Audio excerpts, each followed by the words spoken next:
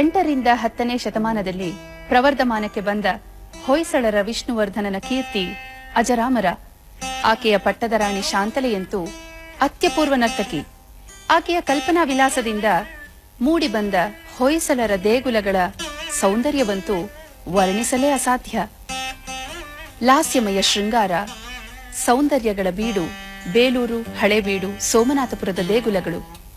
ದೇಸಿ ಪದ್ಧತಿಗೆ ಇಂಬು ಕೊಟ್ಟು ನಮ್ಮ ಕರ್ನಾಟಕದ್ದೇ ಆದ ನೃತ್ಯ ಶೈಲಿಯ ಪ್ರಾರಂಭಿಕ ನಿರೂಪಣೆ ಸಹಜತೆಯಿಂದ ಮೆರೆಯುತ್ತಿರುವುದನ್ನ ತಾವೆಲ್ಲರೂ ಈಗ ವೀಕ್ಷಿಸಿ. ಶ್ರೀಮದ್ಯಾದವ ವಂಶಮಂಡನಮಣಿ ಶೋಣೇಶರಕ್ಷಾಮಣಿ ಲಕ್ಷ್ಮೀಹಾರಮಣಿ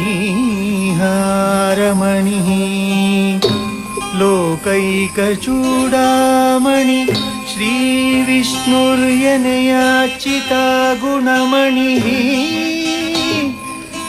ಭಾನುಸುತಃ ಜಿಷ್ಣು ವಿಷ್ಣುವರ್ಧನನೆಸೆದಂ